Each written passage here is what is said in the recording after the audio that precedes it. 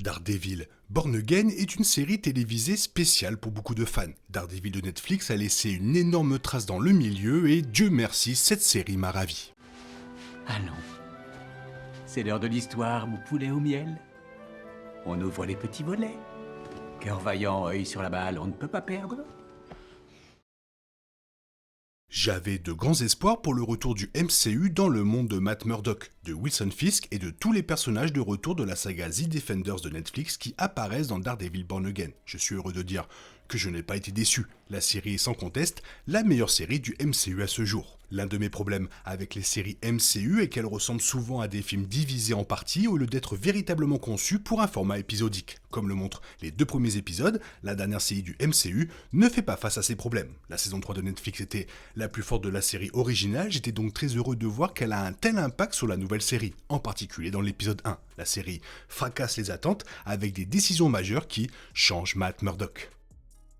J'étais ravi d'apprendre qu'après les changements créatifs de la série, le MCU inclurait désormais Foggy Nelson et Karen Page. Leur amitié avec Matt était au cœur de la série originale. Born Again commence par nous rappeler à quel point nous aimons ces personnages ensemble, et j'ai adoré la façon dont nous avons pu voir que Nelson, Murdock et Page avaient connu du succès. Les personnages ont transformé leurs rêves en réalité. L'alchimie entre eux est également restée d'actualité, comme si aucun temps ne s'était écoulé. Cependant, nous rattrapons ces personnages des années après les avoir vus pour la dernière fois, et vous pouvez sentir qu'ils ont grandi de manière intéressante. J'ai particulièrement aimé le flirt entre Matt et Karen, mon couple préféré dans la série Netflix. Cependant, les choses n'étaient pas destinées à rester éternellement paisibles. Bull Eyes s'est révélé l'un des méchants Marvel les plus dangereux de la saison 3 et le personnage revient pour se venger, menant à la tragédie majeure de l'épisode 1. Avec quelques ruses, Bull Eyes oblige Daredevil à quitter le Josie, tirant sur Foggy juste avant que le héros ne revienne pour sauver Karen. À partir de ce moment, nous obtenons l'action traditionnelle brutale et sanglante qui a rendu Daredevil de Netflix si populaire. L'un des meilleurs aspects du combat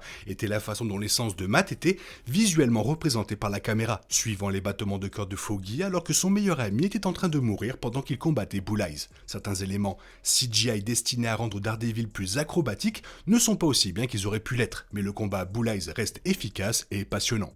Malheureusement, comme c'était prévu, Foggy meurt. J'étais dévasté et voir Matt jeter Bull Eyes d'un immeuble avec l'intention de le tuer, ainsi que renoncer à être Daredevil, a rendu le début de la série assez sombre. Nous revenons ensuite à 1 an plus tard, avec la mort de Foggy jetant une ombre sur Matt. Il n'est plus Daredevil, et même s'il réussit dans un nouveau cabinet d'avocats aux côtés de Kirsten McDuffie, son bonheur s'est envolé.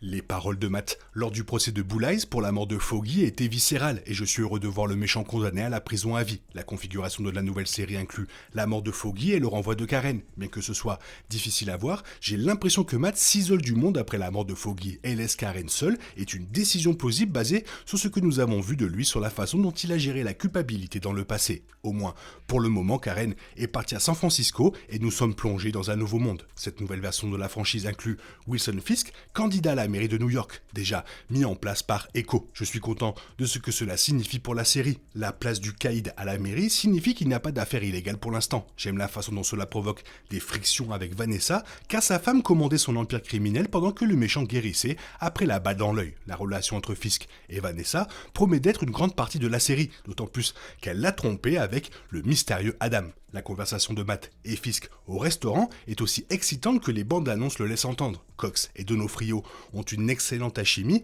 et il est intéressant de voir à quel point il y a des nuances dans la façon dont les ennemis se parlent. Bien sûr, s'il y a de la haine et de la prudence du côté de Matt, mais Fisk, lui, affiche un respect intéressant envers le héros. La conversation est aussi engageante que les scènes de combat habituelles de Daredevil et elle établit une entente entre eux. Si Fisk revient en caïd ou si Matt enfile à nouveau le costume de Daredevil, l'autre sera là pour lui.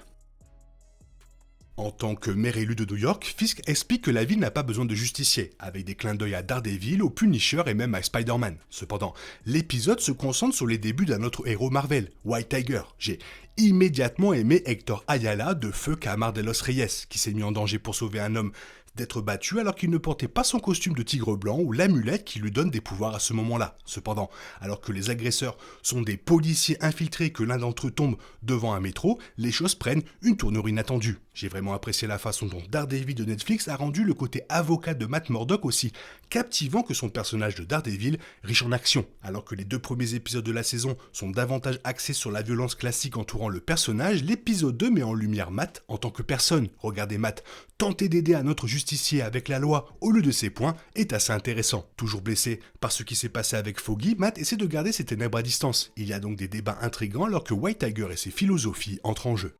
Plus loin, Fisk tente de s'installer dans sa nouvelle vie de mère. J'aime la façon dont la série utilise Fisk bien plus que Daredevil de Netflix. Alors qu'il était le principal antagoniste de la série originale, le personnage de Donofrio est co-responsable de Born Again. Cela signifie que le coin de Fisk est peuplé de sa propre équipe, avec le début d'intrigues intéressantes les impliquant. À la fin de l'épisode 2, le diable doit sortir alors que Matt combat des flics corrompus qui tentent de tuer un témoin clé dans l'affaire du Tigre Blanc. Avec un tatouage Punisher sur l'un d'eux, ça s'échauffe.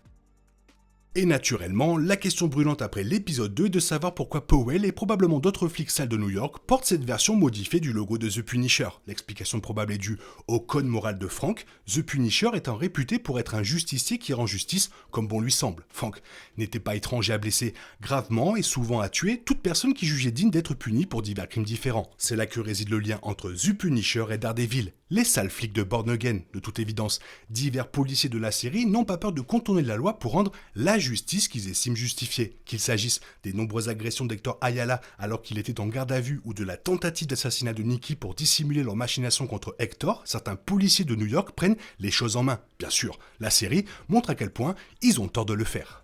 La série montre clairement que Powell a tort et qu'Hector essaye simplement de défendre Nikki avant qu'un des agents inopinés de la police de New York ne tombe sur les voies du métro. Cette justice à laquelle Powell et ses collègues flics sales se sont engagés n'est pas du tout de la justice, mais plutôt un moyen pour eux de punir qui ils veulent punir sans aucune des ramifications. Il est très peu probable que Frank Castle soit d'accord avec ça, car son objectif en tant que The Punisher est de faire ce que ceux qui respectent la loi ne peuvent pas faire, en particulier la police. D'une certaine manière, ces flics peuvent être liés à Wilson Fisk, bien que l'emprise de Fisk sur les sales flics de la police de New York ne fasse pas partie des 2 premiers épisodes de la série. Après que l'ancien caïd insiste sur le fait qu'il a tourné une nouvelle page, des personnes comme Powell peuvent certainement être considérées comme similaires au maire nouvellement élu de New York. Après tout, Fisk utilise toujours des tactiques moralement douteuses, comme menacer la famille de quelqu'un, pour obtenir ce qu'il veut en tant que maire. Cela correspond au fait que les flics utilisent un symbole pour punir toute illégalité au nom de la justice.